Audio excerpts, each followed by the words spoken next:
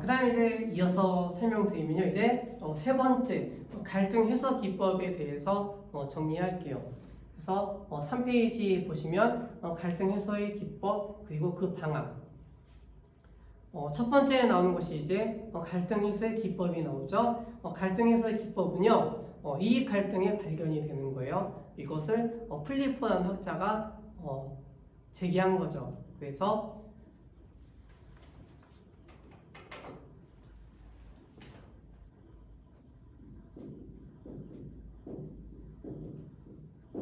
필리포라는 학자가 갈등 해소 기법을 제시하였다. 이렇게 정리하시면 되겠죠. 그래서 7가지로 정리하고 있는데 이게 책에 나와 있어요. 책에서 정리하도록 할게요. 고충 처리 절차라든지 직접 관찰, 그리고 세 번째 건의함 설치, 개방 정책의 활성화, 그리고 인사 상담력의 배치, 그다음에 6번째 퇴직 면담 제도의 도입, 7번째 민원 조사역 제도의 도입, 이런 것들이죠. 이것을 나중에 책을 보고 정리하도록 할게요. 그 다음에 두 번째 이제 갈등 해소 방안이 나와요. 갈등 해소 방안은요, 첫 번째부터 5번째까지가 학자들이 제기한 갈등 해소 기법이 되겠죠. 갈등 해소 방안은요, 여러분들이 읽어보시고 정리하시면 되고, 6번째, 7번째, 8번째만 지금 한번 정리해 보도록 할게요. 6번째, 관리자, 조직 구성원의 갈등 해소 방안이 나오죠. 보시면 갈등 원인의 발견, 그리고 긴장의 방향을 바꾸어서 갈등을 감소시킨다. 그리고 배출구를 마련해야 되겠죠. 그리고 갈등 당사자들을 격리시켜야 되고, 그 다음에 개인 상담을 유도하고, 그 다음에 고충처리위원회를 둔다. 이것이 갈등 해소 방안이 되겠죠. 그 다음에 7번째, 개인 간 갈등이 나오죠. 개인 간 갈등은요, 경쟁 혹은 경합, 그리고 회피, 편의, 타협, 그리고 제휴, 대면, 완화, 그리고 강압, 이런 것들로 갈등을 해소해야 되겠죠. 그 다음에 조직 집단 간의 갈등은요, 비개입적 방법이 있고, 그 다음에 개입적 방법이 있는데, 비개입적 방법은요, 갈등을 무시한 채 저절로 해결되기를 바란다. 이것이 비개입적 방법이 되겠죠. 개입을 하지 않는 방법이 되는 거죠. 그리고 이제 개입적 방법, 개인적 방법은 스스로 문제를 해결하도록 고음하는 방법이 되는 거죠. 그래서 갈등 해소 방안에 대해서 정리했고, 그 다음에 이제 네 번째는 노사 갈등 문제 해결 방안이 나오죠. 첫 번째, 현실적 노사 갈등이 있죠. 현실적 노사 갈등 같은 경우는요, 근로자와 경영자의 상반되는 목적, 그리고 수단에 의해서 노사 갈등이 발생하겠죠. 그리고 가치관과 이해 양립 불가능성. 그리고 두 번째, 노사 간의 소득의 기대와 불만족에서 의견이 상충될 때 나타나는 현상. 그다음에 세 번째는 임금 인상, 그리고 해고 반대, 근로시간 단축, 권리 분쟁, 근로조건 개선 요구, 이런 것이 이제 현실적 노사 갈등이 되는 거죠.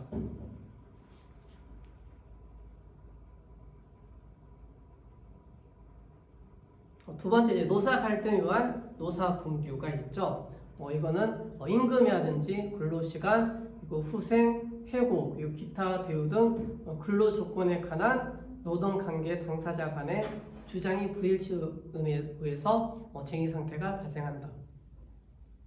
그래서 노사 갈등에 의한 노사 분규는 다음과 같은 과정으로 발생하게 되겠죠. 첫 번째는 단체 교섭의 결렬, 그리고 노사 간의 의견 대립, 세 번째 긴박한 분쟁이 존재하게 되는 거고, 그 다음에 노사 분쟁이 생긴다. 그래서 이러한 노사 갈등의 요인과 문제는요, 임금 문제가 있겠죠. 첫 번째, 임금 문제. 그래서 대부분은 이제 임금 올려달라고 요구하게 되는 거죠. 이러한 걸로 인해서 노사 간의 갈등이 발생한다. 그다음 이제 두 번째는 근로 조건의 개선 문제가 있겠죠. 그래서 이거는 후생 시설의 개선, 복지의 개선이 되겠죠. 그리고 인간적 대우 요구, 그다음에 직업 환경 개선을 요구하게 된다.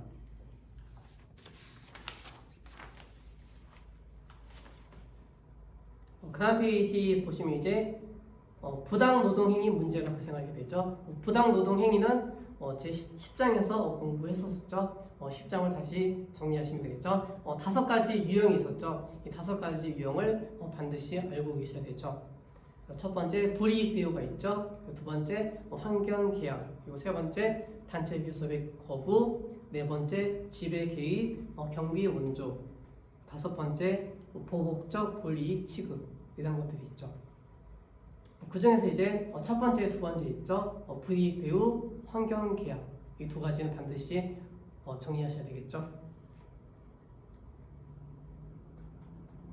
그 다음에 이제 네 번째 노동적 관련 문제가 있죠. 노동적 관련 문제는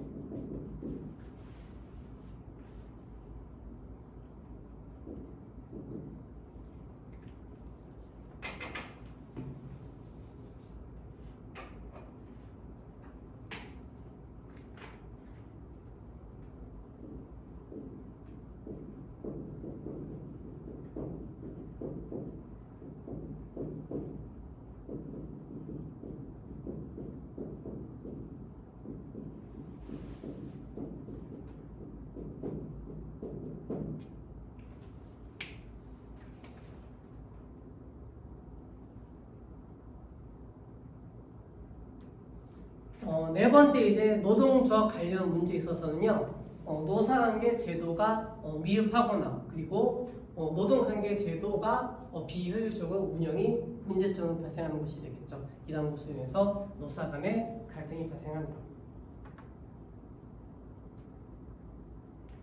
그 다음에 나오는 내용이 이제 노사 갈등의 해소 방안이 나오죠. 7가지 정리하고 있어요. 7가지. 첫 번째, 노사 간의 직접 협상해야 되겠죠. 협상. 첫 번째는 협상을 한다. 직접 협상. 그다음 두 번째는 이제 중재를 해야 되겠죠. 중재. 그러니까 중재라고 하는 것은 공정성을 갖는 제3자가 분쟁에 개입하여 구속력 있는 해결하는 도출하는 절차. 그래서 두 가지 중재가 있죠. 자발적인 중재, 강제적인 중재. 이것을 정리해 두셔야 되겠죠. 첫 번째, 자발적 중재. 제3자에게 중재를 위해 법에 의뢰하고 그 결정에 승복하기도 하는 경우. 두 번째, 강제적 중재. 강제적 중재는요, 노동위원회 직권으로 당사자에게 중재를 하는 경우가 되는 거죠. 중재는 반드시 숙지하고 계셔야 되겠죠. 중재라고 하는 것은 전에 노동쟁이 있었죠. 노동쟁이 이론에서 정리했었죠. 그쪽 가서 다시 정리하시면 될 것 같아요. 그 다음에 세 번째는 중개. 중개라고 하는 것은 어떤 강제력을 갖지 않는 제3자가 개입해서 당사자 간의 협상을 도와 분쟁을 해결하는 방법. 그 다음에 이제 네 번째는 고충 처리 절차가 나오죠. 고충 처리 절차는요, 노사 갈등의 강도와 빈도를 감소시켜주는 가장 중요한 단일 요인이 된다. 내용 읽어보시고요. 그다음에 다섯 번째 법적 투쟁. 법정 투쟁은요, 노동 법정이 있고 노동 법정이라고 하는 것은요, 권한에 관한 노동 분쟁을 배심하는 특별 법정을 의미하는 거죠. 그래서 국가별로 다른 방식을 취하고 있다. 그래서 신속한 분쟁 해결을 통해서 당사자, 특히 근로자의 비용과 손해를 최소화시켜야 된다 라고 정리하고 있죠. 그 다음에 여섯 번째, 노동윤리 확립. 그 다음에 일곱 번째는 노사 공동체 윤리의 조합. 그래서 노사 공동체 윤리 조항을 보시면 사용자의 경영 윤리와 근로자의 노동 윤리의 입장이 서로 합치되기 어렵다. 그래서 노사 공동체 윤리를 조화시키고 의견 일치가 필요하다. 이 정도 정리하시면 되겠죠. 그래서 프린터 내용은 여기까지 정리하고 책에 있는 내용을 정리하도록 할게요.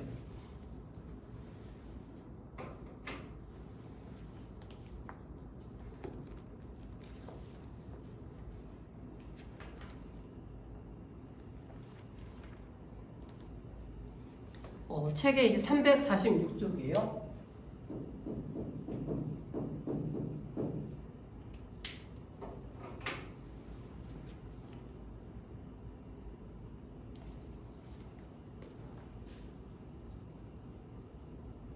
어, 346쪽에 보시면 이제 노사 갈등이 나와요.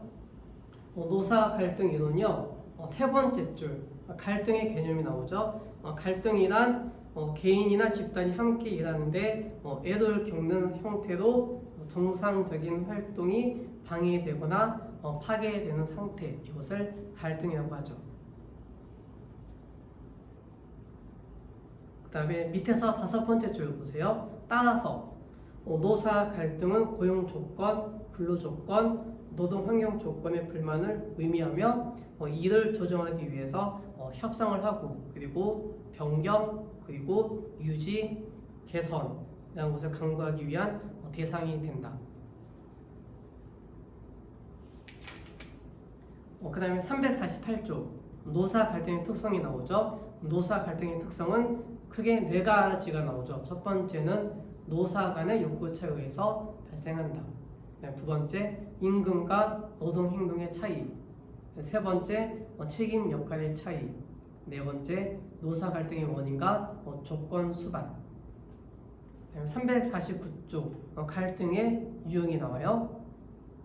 갈등의 유형은요, 첫 번째 줄 행동의 주체, 그리고 갈등의 진행 단계, 표면화된 대립적 행동, 갈등 상황 등을 기준으로 분류하는 경우가 있다. 그래서 첫 번째 나오는 것이 이제 개인 간 갈등이 나오죠. 개인 간 갈등은 세 가지 분류하게 되는 거죠. 좌절 갈등, 목표 갈등, 그 다음에 역할 갈등. 350쪽 보세요.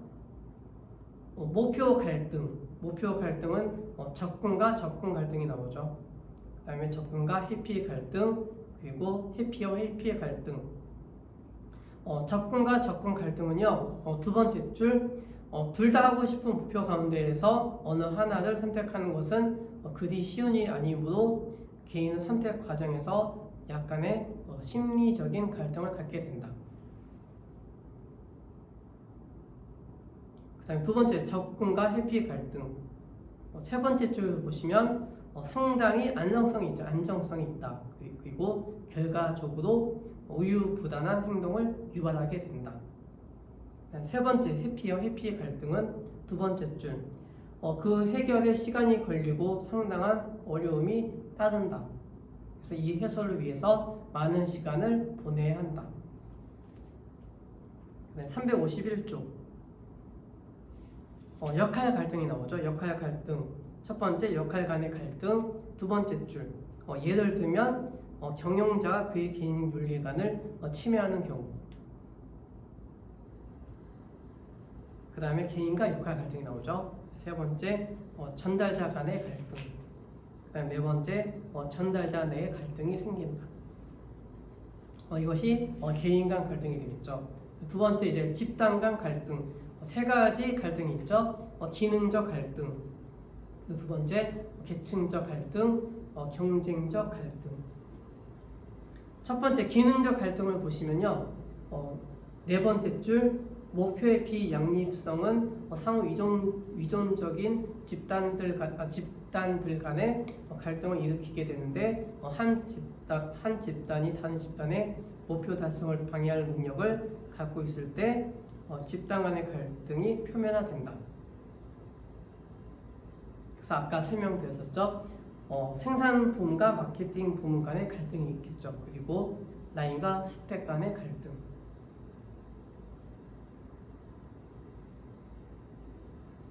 그리고 이제 두 번째 계층적 갈등이 나오죠. 계층적 갈등은요, 조직 내 각 계층 간에 일어나는 갈등이다. 353쪽 경쟁적 갈등. 첫 번째 줄, 한 조직 내에 여러 집단이 유사한 기능을 가질 때 발생한다. 다음 네 줄 아래에 보시면 대개의 경우 집단의 자기중심적인 성격으로 인해 경쟁 갈등을 유발하게 되는 것이다. 그 다음에 이제 갈등의 요인이 나오죠. 갈등의 요인은 개인 간 갈등이죠. 개인 간 갈등. 그래서 갈등의 관점을 보시면 전통적인 관점, 그리고 행동주의 관점, 상호작용 관점, 이렇게 구분하게 되죠. 그 다음에 두 번째 이제 통제 위치에서 보면 보상, 그리고 강화, 그리고 만족, 이것을 중요시하게 되는 거죠. 그래서 밑에서 다섯 번째 줄 보세요. 354쪽에 밑에서 다섯 번째 줄. 로토라는 학자가 있죠. 로토라는 학자는 각 개인의 자신의 삶에서 얻은 결과인 성공과 실패를 자신의 행위와 능력, 그리고 노력 같은 내적 요인에 기인시키는 정도를 의미한다. 그 다음에 이제 355쪽 권위주의적 성격. 그러니까 권위주의적 성격을 가진 사람들은 직접으로 경직되어 있고, 그 다음에 두 번째는 남을 판단하기 좋아한다. 그리고 세 번째 상사에게 잘 보이려고 한다. 네 번째 부하에게 냉혹하고 착취적 행동을 한다. 그 다음 다섯 번째 변화를 싫어하고 저항적인 사람이다. 그 다음에 네 번째 인구 통계적 요인이 나오죠. 그래서 인구 통계적 요인은 연령, 그리고 학력, 직위, 그리고 근속 연수를 따진다. 그리고 직무, 그리고 전공 분야 등 담당 업무의 인구 통계적 요인을 보게 되는 거죠. 그 다음에 356쪽 이제 두 번째 요인 집단 간 갈등. 집단 간 갈등은요 상호 의존성을 두게 되는 거죠. 상호 의존성이라고 하는 것은 두 집단이 각각의 목표 달성하는 데 있어서 상호 간의 협조와 정보의 제공, 그리고 동조 혹은 협력 행위를 요하는 정도라고 할 수 있다. 그 다음에 357쪽 목표의 차이. 세 번째 줄 집단 간의 신축성과 안정성, 그리고 장기 업적, 단기 업적, 그리고 측정 가능한 결과와 눈에 보이지 않는 결과, 그리고 조직의 목표와 사회의 욕구 간의 상충된 입장을 취하게 되는 수가 있다. 그 다음에 이제 지각의 차이가 있죠. 그래서 지각의 차이는 정보 전달 경로상의 문제, 두 번째 독자적인 정보원, 세 번째 시간 간의 차이, 그다음에 네 번째 목표의 차이가 발생한다. 그다음에 이제 358쪽 보시면 조직 내 갈등의 요인. 첫 번째 월튼과 더튼의 갈등 요인이 나오죠. 그래서 표 13-1 정리하시면 되겠죠. 두 번째 이제 헤리스 갈등 요인. 이거는 359쪽에 표 13-1을 읽어보시면 되고요. 그래서 개인적인 차이, 지극상의 차이, 조직 기능의 차이가 있다. 그 다음에 3번 드브린과 데슬러의 갈등 요인. 이것도 표 13-3을 정리하시면 되겠죠. 그 다음에 360쪽 아까 책을 보고 정리한다고 했죠. 360쪽 제3절 갈등 해소의 기법과 그 방안. 갈등 해소의 기법은요, 첫 번째 고충 처리 절차 나오죠. 고충 처리 절차는 두 번째 줄 개인의 불평을 감독자와 토의하게 된다. 이것이 고충 처리 절차가 되는 거죠. 그다음에 두 번째 직접 관찰 기법. 첫 번째 줄 훌륭한 관리자는 근로자의 일상적 행동을 알고 있으며 행동에 중요한 변화가 일어나면 그는 가능한 동기를 생각해야 된다. 361조 세 번째 건의함 설치가 나오죠. 그래서 건의함 설치에서 근로자의 불평과 불만을 해소시킨다. 그다음 네 번째 개방 정책의 활성화. 마지막 줄 보세요. 문턱을 낮추고 근로자들과 서로의 대화를 나눌 수 있는 개방 정책의 활성화가 필요하다.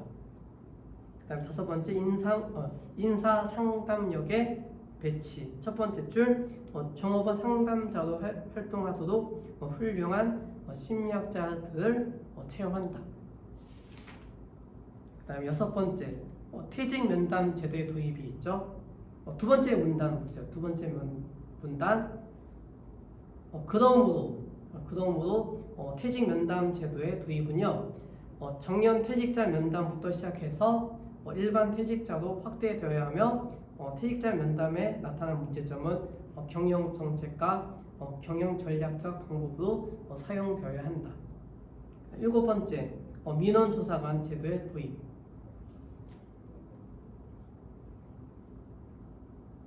그래서 첫 번째 줄 보시면 관리 이동가들 사이에 관심이 증대되고 있는 조직적 처방은 민원조사관 제도의 활용이다. 여기까지 정리하시면 되겠죠. 그 다음에 이제 갈등 해소 방안이 나와요. 쭉 읽어보시면 되고 그 다음에 이제 366쪽에 보시면 노사 갈등의 문제와 해소 방안 이것도 읽어보세요. 시간 되면 읽어보시고 시간 되면 안 읽어보셔도 되고요. 그래서 노사 갈등 이도는 여기까지 정리하도록 할게요. 여기까지 정리하고 잠깐 쉬었다가 이제 책을 다시 정리하도록 할게요. 7장부터 13장까지 정리하도록 할게요.